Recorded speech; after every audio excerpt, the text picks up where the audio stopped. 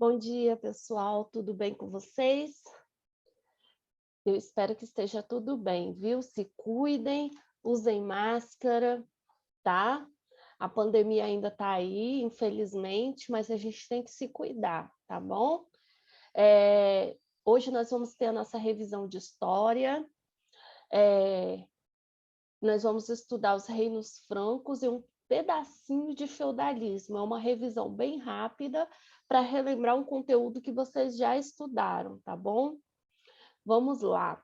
Primeiro nós vamos falar dos reinos francos. Quem são os francos? Da onde saiu esse povo? O que comem? Onde vivem?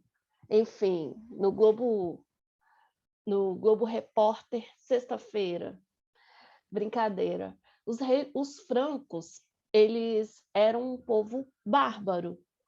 Como vocês já sabem, os bárbaros eram os povos que ficavam fora do domínio do Império Romano. Eles tinham costumes diferentes, cultura diferente, religiões diferentes, e esses povos não eram um só, apesar de falar povo bárbaro, não era um povo só, eram vários povos que não tinham nenhuma relação com os outros.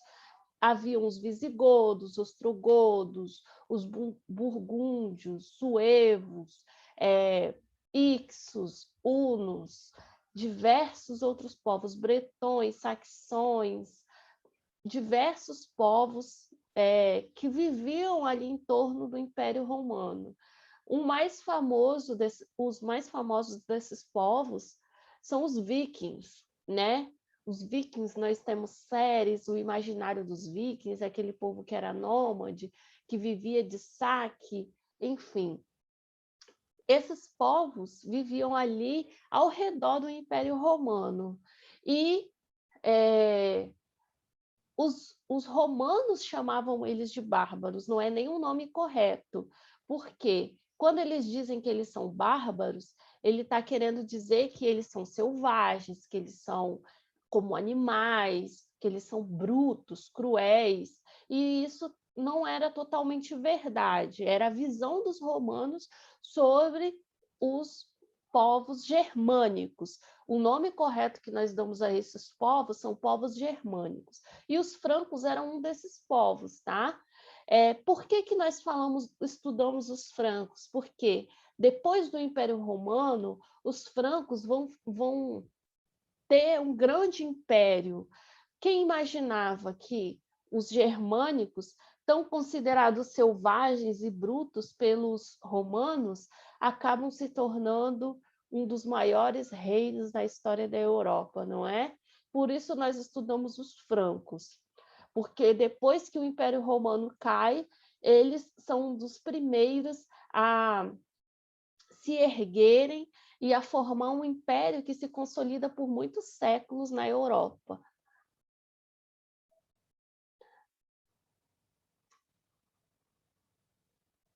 Vamos lá. E onde vivia esse povo? Esse povo vivia ali na região da Galícia, né?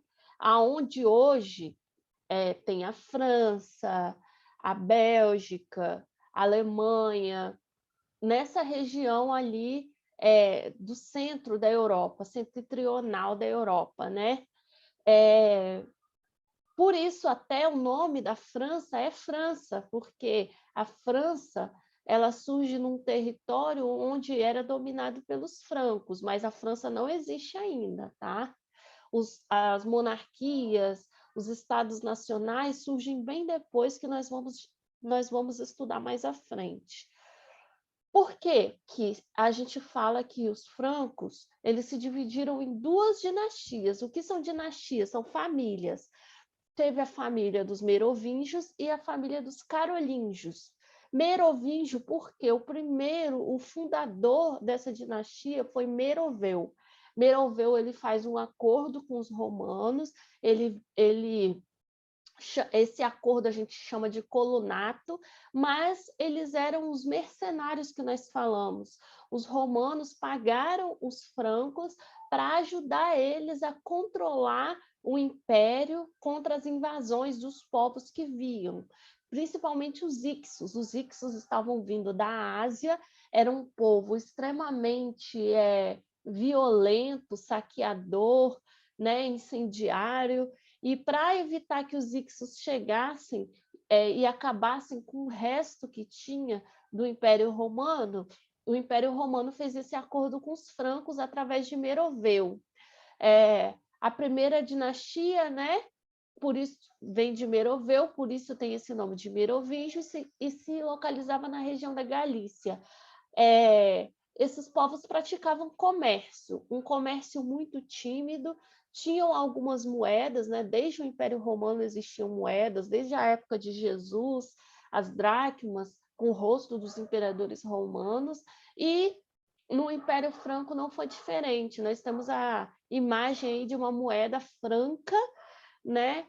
Com o rostinho de Meroveu estampado.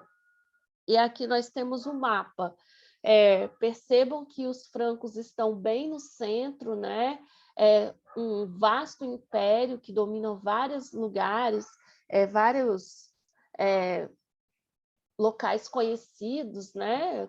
Paris, que é a atual capital da França, Verdun, enfim, Utrecht, vários lugares. E em volta dos francos tinha os lombardos, que também eram um povo germânico, havia os bretões na região da Bretanha, né? Os saxões, que vão dar origem aos dinamarqueses, suecos, no norte da Europa.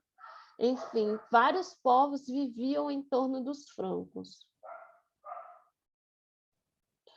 E um dos reis importantes, né? A gente não vai falar de todos porque não dá tempo, foi Clovis. Clovis, ele venceu a Batalha dos Hérulos, né?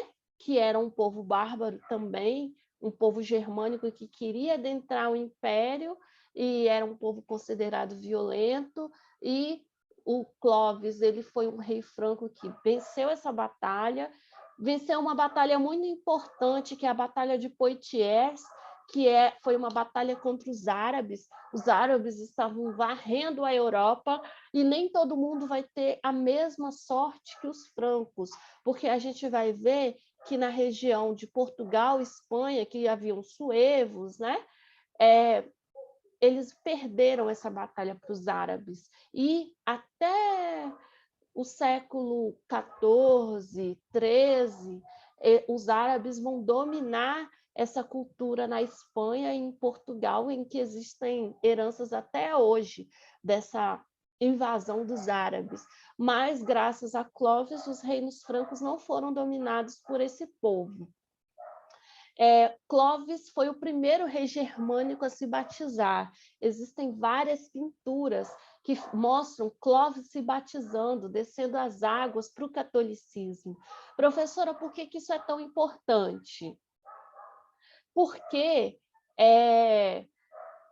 um rei germânico se rendendo a uma religião predominante no Império Romano, a religião cristã, ao cristianismo, era uma coisa, era um marco enorme. Eu fico imaginando os outros reis germânicos, os bretões, os saxões, os burgúndios, os lombardos, conversando entre si. Você ficou sabendo que o rei dos francos se batizou nas águas, que se batizou, que se rendeu ao cristianismo? Era um choque, mas também representava uma importante aliança que os francos estavam fazendo com os católicos por uma questão de sobrevivência. No reino de Clovis surgem também a figura dos mordomos do palácio, ou majordomos, como a gente diz, né? O nome em latim majordomos, né? Na língua franca. E em português a gente chama de mordomos do palácio, que significava a mesma coisa. Eram como se fossem primeiros ministros, cuidavam das funções militares, administrativas, né? Faziam o papel de general de guerra, tomavam decisões com relação à economia, às finanças, às relações diplomáticas, enfim, fazia o papel do rei. Tanto que, nesse período, a gente diz que surge a figura dos reis indolentes, após Clovis, né? Os reis indolentes, eles eram reis considerados preguiçosos, desleixados, que não tomavam conta direito e não cumpriam a sua função. Entre esses mordomos do palácio, principalmente nós temos a figura de Carlos Martel. Carlos Martel venceu a batalha contra os árabes, então ele tinha muita moral. E essa moral vai fazer com que a dinastia merovingia se enfraqueça e, a partir de Carlos Martel, surge a dinastia carolíngia. Por que que tem o nome de carolíngia? O nome dele não é Carlos Martel? É mais ou menos, tem uma relação, esse nome é dado depois, né? A dinastia carolíngia tem esse nome por causa de Carlos Magno. Carlos Magno vai ser o maior imperador franco da dinastia carolíngia. Por isso, o nome da dinastia leva o nome dele. E aí nós temos a figura de Pepino o Breve, um nome bem exótico. Por que Pepino? Porque breve, né? Pepino era um nome considerado na época, não era nenhum apelido, mas breve por causa do tamanho dele, porque dizem que ele tinha uma estatura baixa, ele era bem baixinho. Por isso chamavam ele de Pepino o Breve, o título dele. E Carlos Magno, né? Pipino era descendente de Carlos Martel, filho de Carlos Martel, e ele, como um majordomo importantíssimo, passa por cima do rei e abraça a Igreja Católica, se auto-intitulando rei. Né? Na minha terra isso se chama golpe, né? Mas enfim, o golpe está aí. A Igreja Católica caiu porque quis, né? E aí inauguramos a dinastia carolíngia. Começa com Carlos Martel, mas ela se fixa através de Pepino, que se torna rei. Depois nós temos Carlos Magno, um dos maiores reis. Rei não, né? Vamos dizer imperador. Nós temos ali a foto de Carlos Magno, grandiosíssimo, com a igreja nas mãos dele, né? Bem emblemática essa pintura. Significa que ele tomava conta de tudo, ele mandava em tudo. Fez uma aliança com o Papa. Ele expandiu seu território, tá? Expandiu o território dos francos e promoveu um renascimento cultural, o renascimento carolíngio. O que ele queria com esse renascimento? Fazer com que o seu reino fosse reconhecido como o Império Romano, resgatando a cultura do Império Romano. Então, ele queria trazer os escritos de Platão, de Sócrates, de Aristóteles, e com isso ele contou com a ajuda dos monges copistas. Eles copiavam os livros à mão, traduziam e escreviam letra por letra à mão, tá? Usando tinta e pena. Além disso, eles construíram monastérios, basílicas, né? E incentivou o trabalho dos monges copistas, o uso de agiografias, né? Que eram a história dos santos, a biografia dos santos e as iluminuras.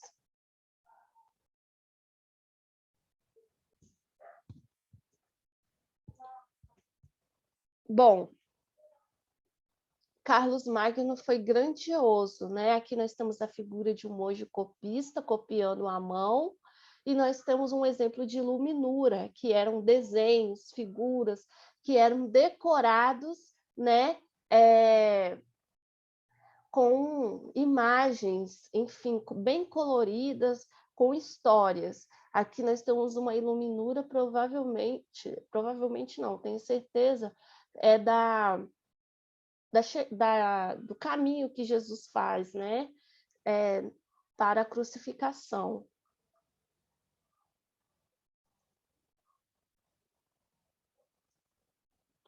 Aqui nós temos um mapa simbólico.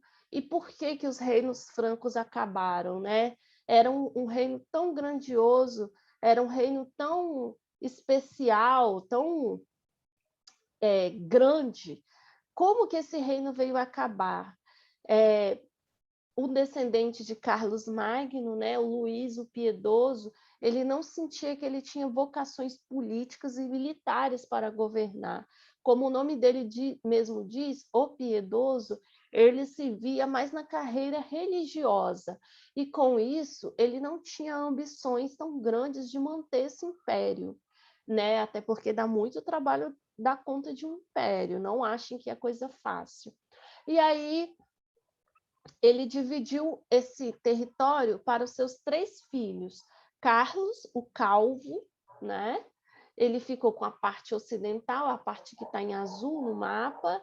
Depois veio Lotário, que ficou com a parte setentrional, o centro, né? Na verdade, ali onde hoje é a Itália, né? Um pedacinho ainda da França. E Luís o Germânico, né? Uns apelidos bem interessantes eles tinham, né? Que ficou com a parte do Oriente lá, onde é a Alemanha, né? Enfim, a parte da Europa Oriental. E tudo que a gente divide, um império, para ele ser grandioso, ele precisa ter território. Quando ele começa a se dividir entre os filhos, entre não sei quem, a gente vê um enfraquecimento do Império Romano. Cada um cuidava da sua terra, cada um fazia o que tinha que fazer, e com isso foi enfraquecendo esse poder. E isso leva ao feudalismo, que nós vamos estudar mais à frente. O feudalismo nada mais é do que uma herança dos francos, em que começam a se dividir a terra, a picar a terra e ficar fragmentado em vários pedacinhos. E aí cada senhor feudal, né, o Carlos Magno, ele doou muitas terras, doou ducados, marcas, condados, e com isso cada um passou a tomar conta do seu território.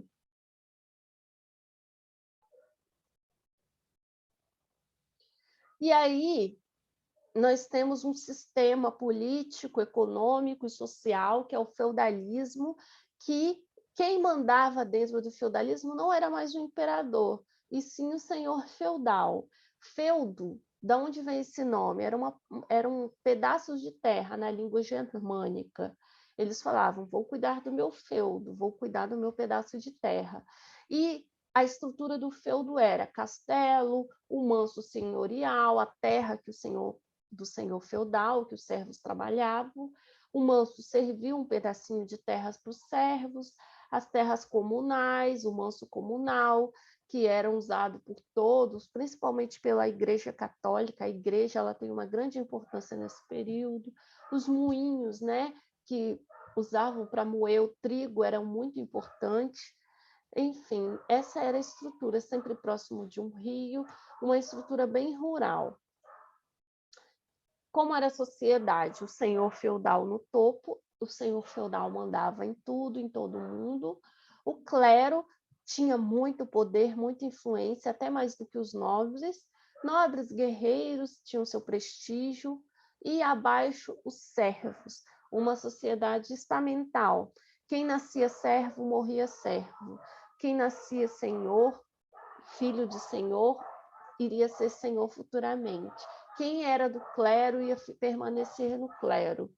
Ou seja, nada mudava como hoje. Hoje, se você estudar, você tem uma oportunidade de ter uma vida melhor, de chegar a uma carreira, né, de ser o primeiro médico da sua família, o primeiro juiz, o primeiro desembargador, o primeiro presidente da República.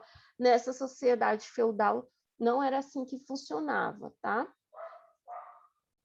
E as relações sociais eram servidão, ou seja, a relação entre senhor e servo. O senhor cedia a terra para o servo morar e trabalhar, e queria os serviços do servo em troca. Por que que isso não é escravidão? Professor, os escravos recebiam comida também. Eles moravam, eles tinham de morar. Não é bem assim. O escravo, o servo, ele podia sair a hora que ele bem quisesse. Se ele brigasse com o senhor feudal, ele falasse, não quero mais ficar aqui. O senhor feudal falava, vai com Deus. Se você quiser tentar a sorte por aí, você pode ir. E aí o servo ia, podia pegar as trouxinhas de roupa dele e sair. O escravo não. O escravo ele é tido como um objeto do senhor. Ele não tem a liberdade de sair, entrar, de mudar de fazenda, de mudar de feudo, nada disso. O escravo ele é tido como um objeto. O servo ele já tem um livre-arbítrio. Todavia, o servo ele não saía assim de qualquer jeito, porque o servo nem sempre ele encontrava condições favoráveis para sobreviver.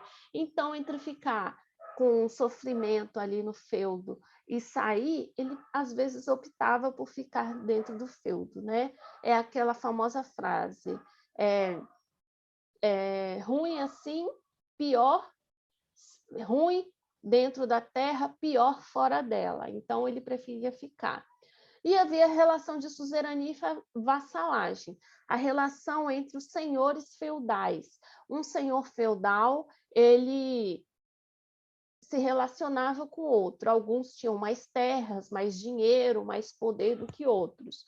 O suzerano, ele fornecia, o suzerano era o senhor feudal que tinha maior poder, maior influência. Ele fornecia proteção e fornecia um pedacinho de terra para um outro nobre. Esse outro nobre se tornava senhor feudal, um vassalo, ele tinha que fornecer auxílio militar, soldados e dinheiro, se necessário, impostos para o suzerano. Além de fidelidade, ele tinha que jurar fidelidade. Essa relação se dava através da homenagem. Hoje a gente faz homenagem do Dia das Mães, homenagem do Dia dos Pais.